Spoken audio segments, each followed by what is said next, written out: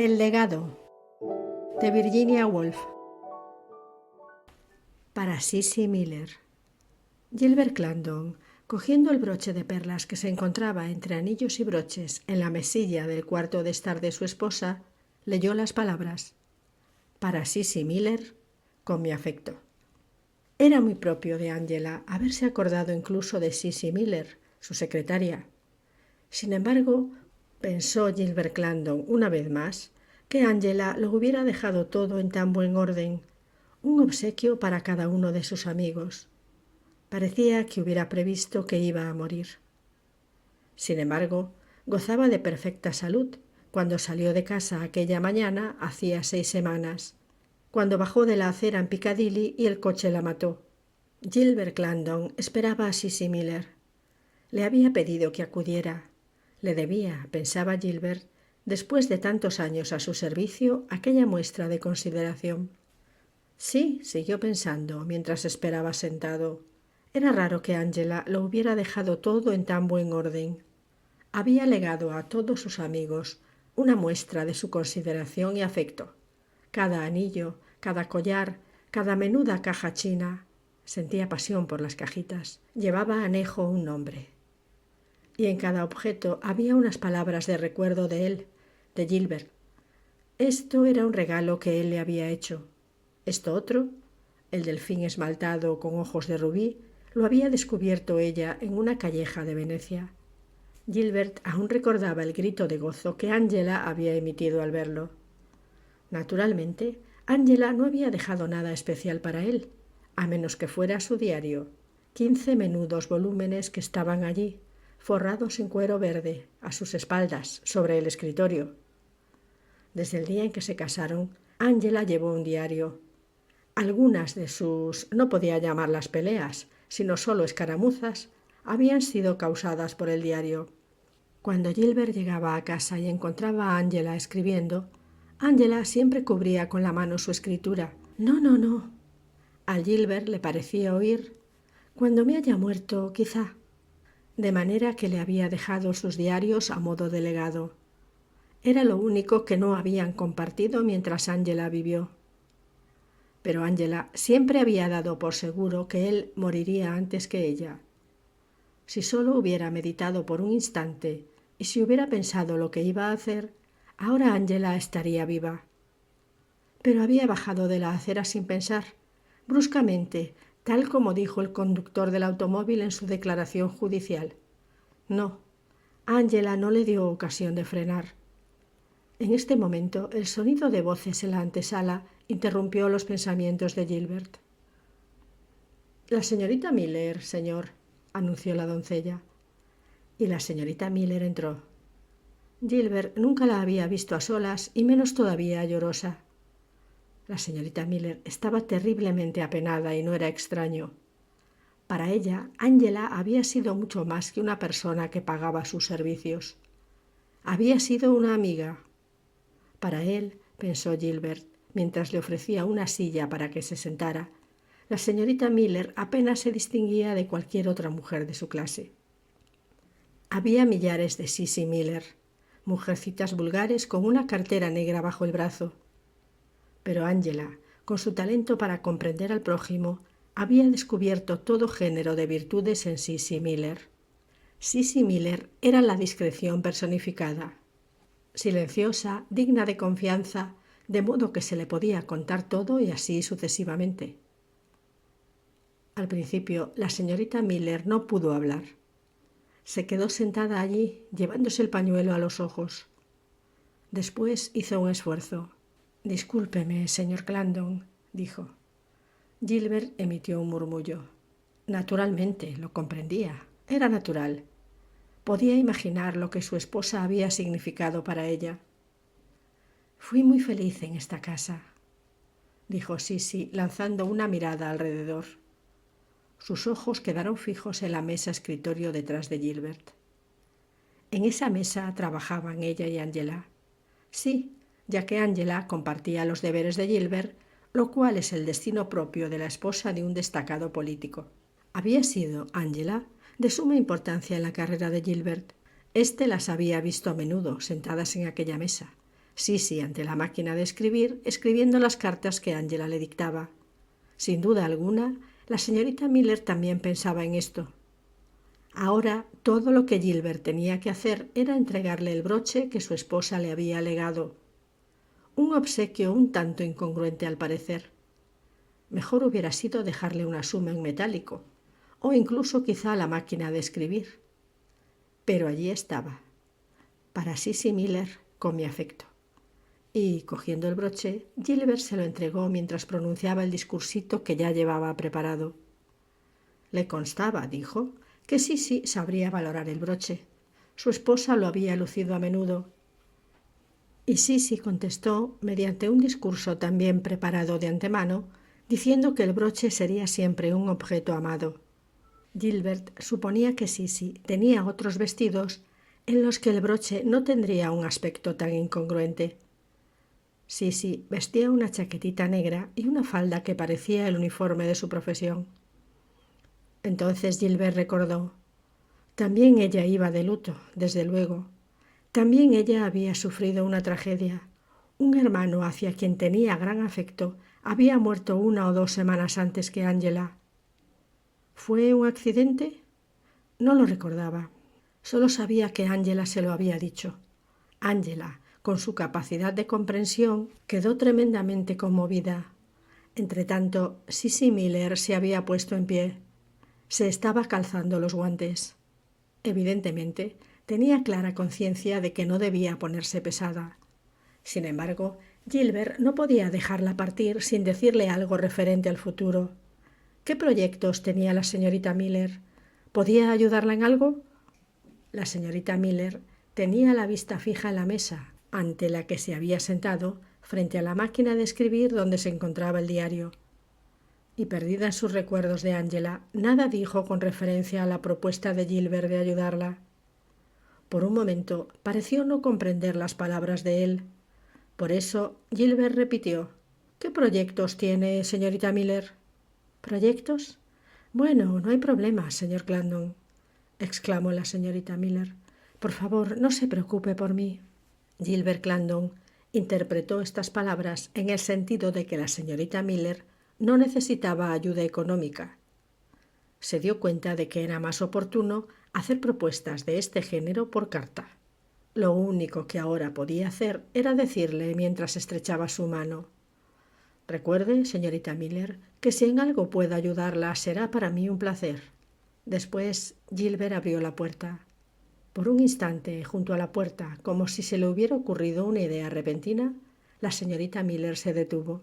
Señor Clarendon, dijo, mirándole directamente a los ojos por vez primera, y por primera vez, Gilbert quedó impresionado por la expresión comprensiva, pero al mismo tiempo inquisitiva, de los ojos de la señorita Miller. Si en cualquier momento, prosiguió la señorita Miller, puedo hacer algo por usted, sepa que en recuerdo de su esposa será para mí un placer. Con esto la señorita Miller se fue. Sus palabras y la mirada que las acompañó fueron imprevistas. Casi parecía que la señorita Miller creyera o tuviera esperanzas de que Gilbert llegara a necesitarla. Mientras volvía a su silla, a Gilbert se le ocurrió una idea curiosa o quizá fantástica. Cabía la posibilidad de que durante todos aquellos años en que él ni siquiera se había fijado en la señorita Miller, ésta, como dicen los novelistas, hubiera albergado una pasión por él. Al pasar, vio el reflejo de su persona en el espejo. Había rebasado los 50, pero tuvo que reconocer que todavía era, cual el espejo testificaba, un hombre de aspecto extremadamente distinguido. Pobre Sisi Miller, dijo Gilbert, casi riendo. Cuánto le hubiera gustado compartir aquella graciosa anécdota con su esposa. Instintivamente volvió a centrar su atención en el diario de su mujer. Abriéndolo al azar leyó: Gilbert tenía un aspecto maravilloso. Esta frase casi contestaba al interrogante que Gilbert se había formulado. Desde luego, parecía decir, ejerces gran atracción en las mujeres. Y naturalmente también Sisi Miller la sintió. Siguió leyendo. Cuán orgullosa estoy de ser su esposa. y él siempre había estado muy orgulloso de ser su marido. Con cuánta frecuencia, cuando iban a cenar a cualquier sitio, la miraba, allá al otro lado de la mesa, y se decía: «Es la mujer más bella entre todas las que hay aquí». Siguió leyendo. Aquel primer año se presentó a elecciones para un escaño en el Parlamento. Los dos habían efectuado una gira por el distrito electoral. Cuando Gilbert se sentó, la ovación fue tremenda. El público, en su integridad, se levantó y cantó «Es un muchacho excelente». Quedé anonadada. También él recordaba aquello. Su mujer estuvo sentada a su lado en la tribuna. Le pareció ver la mirada que le dirigió con lágrimas en los ojos. Y luego volvió páginas. Fueron a Venecia. Recordó aquellas felices vacaciones después de la elección. Comimos helados en Florian. Sonrió. Todavía era como una niña. Le gustaban los helados. Gilbert me hizo un relato interesantísimo de la historia de Venecia. Me dijo que los dogos... Y su esposa lo escribió todo, con su caligrafía de colegiala. Uno de los placeres de viajar en compañía de Angela consistía en sus grandes ansias de aprender. Era tan terriblemente ignorante, solía decir ella misma, como si esto no fuera uno de sus encantos. Y luego Gilbert abrió el volumen siguiente. Habían regresado a Londres. Sentía tantos deseos de causar una buena impresión que me puse el vestido de la boda. A Gilbert le pareció verla sentada al lado del viejo Sir Edward y conquistando a aquel temible anciano, su jefe. Leyó aprisa, evocando escena tras escena, gracias a los fragmentos apresuradamente descritos por su mujer.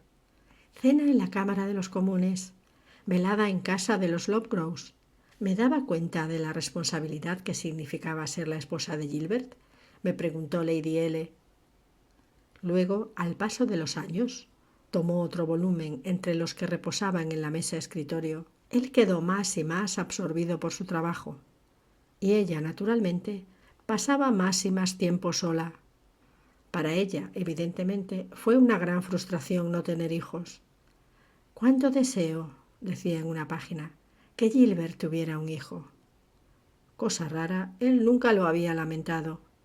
La vida, tal como era, ya le proporcionaba suficientes compensaciones por su plenitud y riqueza. Aquel año le dieron un cargo de menor importancia en el gobierno. Solo un cargo de importancia subsidiaria, pero el comentario de Angela fue: «Tengo la absoluta certidumbre de que será primer ministro». Bueno, si las cosas se hubieran desarrollado de otra manera, así hubiera podido ser. En este momento, Gilbert dejó de leer para pensar en cómo hubieran podido desarrollarse las cosas. La política era una apuesta, pensó. Pero el juego no había terminado aún. No, a los 50 años todavía no. Pasó rápidamente la vista por más páginas, llenas de trivialidades, de las insignificantes, felices y cotidianas trivialidades que formaban la vida de Angela. Tomó otro volumen y lo abrió al azar. ¡Qué cobarde soy! Una vez más he dejado escapar la oportunidad.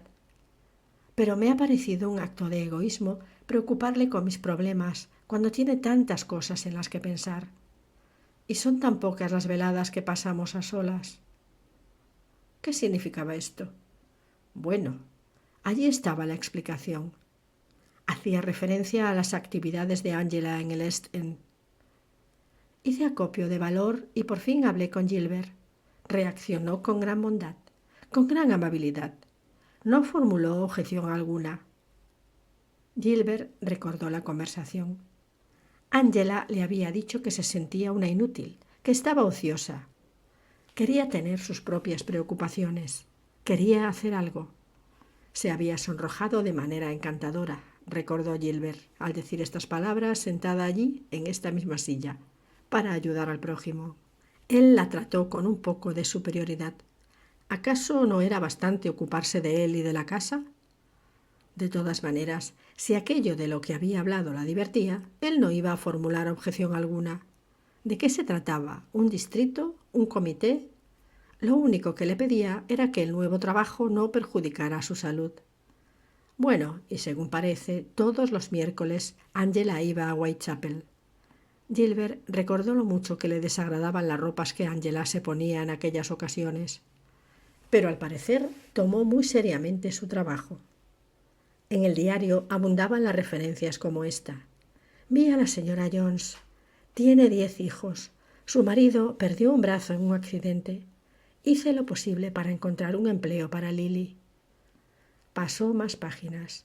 Su nombre aparecía ahora con menos frecuencia. Gilbert perdió interés en el diario. Había anotaciones que nada significaban para él. Por ejemplo, tuve una acalorada discusión con B.M.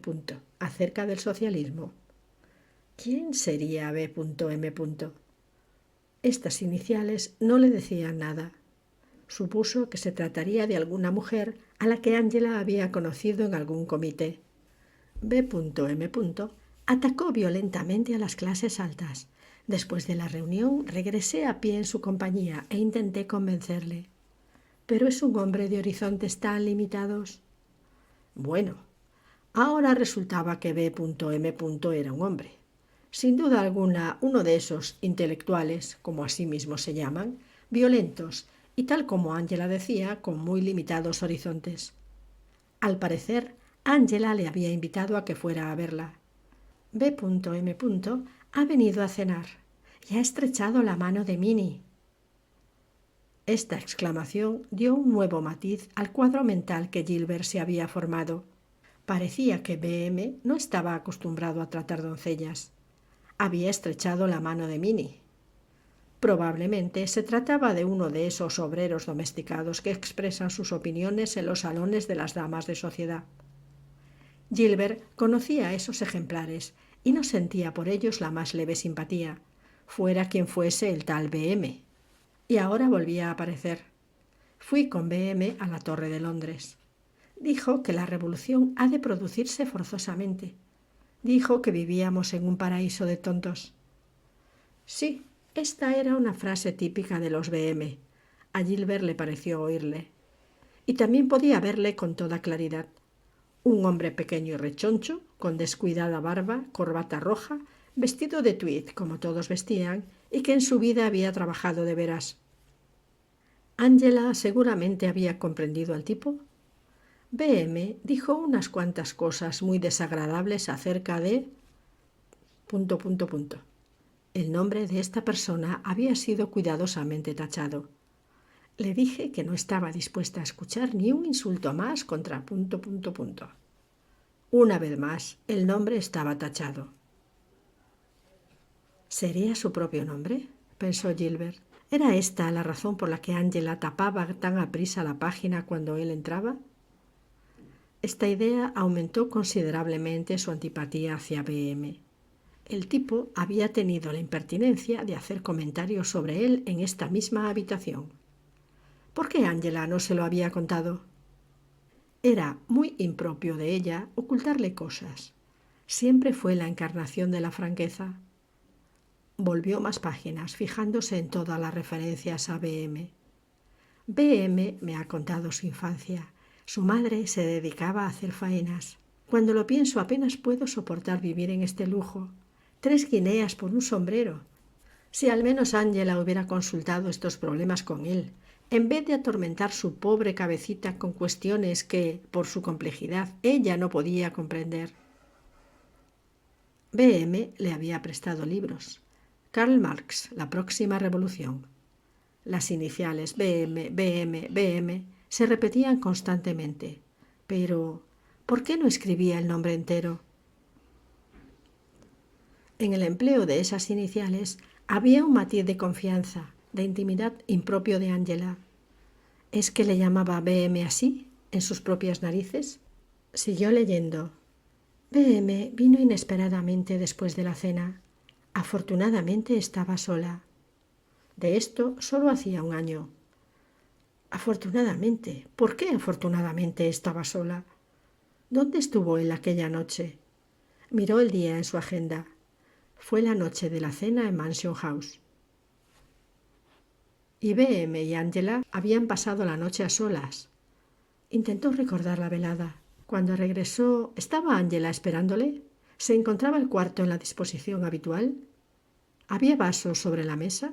¿Se encontraban las sillas muy juntas? No podía recordar nada, nada de nada, excepto el discurso que él pronunció en Mansion House tras la cena. La situación era, para él, más y más inexplicable. Su esposa recibiendo a solas a un desconocido. Quizá la explicación se encontrara en el volumen siguiente. Rápidamente tomó el último volumen del diario, el volumen que Angela dejó inacabado al morir. Allí, en la primera página, aparecía de nuevo el maldito individuo. Cené mano a mano con BM.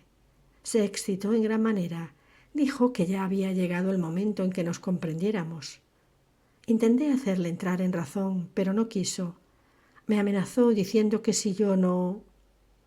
El resto de la página estaba tachado. Angela había escrito sobre la página: Egipto, Egipto, Egipto. Gilbert no pudo desentrañar ni una sola palabra, pero solo cabía una interpretación. Aquel sinvergüenza había pedido a Angela que fuera su amante. A solas en su cuarto, a Gilbert Clandon se le puso la cara roja. Volvió páginas rápidamente. ¿Qué respuesta le había dado Angela? Ahora ya no había iniciales. El individuo era simplemente él. Él ha vuelto. Le he dicho que no he podido tomar una decisión. Le he suplicado que me deje. El tipo había coaccionado a Angela en esta misma casa. Pero, ¿por qué Angela no le había dado una respuesta tajante? ¿Cómo pudo dudar siquiera por un instante? Luego, le he escrito una carta. Después seguían unas páginas en blanco. Y después lo siguiente. Mi carta no ha tenido contestación. Más páginas en blanco. Después lo siguiente. Ha hecho aquello con lo que me había amenazado. ¿Y después? ¿Qué vendría después? Volvió páginas y más páginas. Todas estaban en blanco, pero en el mismo día de su muerte Angela había escrito: ¿tendré valor para hacerlo? Y aquí terminaba. Gilbert Clandon dejó caer el diario al suelo. Veía a Angela allí, ante él, en pie en el bordillo de la acera de Piccadilly. Tenía la vista fija, crispados los puños. Allí venía el automóvil. Gilbert Clandon no podía soportar aquello. Tenía que saber la verdad. Se acercó al teléfono. Señorita Miller. Silencio. Entonces oyó que alguien se movía en el cuarto. Aquí Sissy Miller.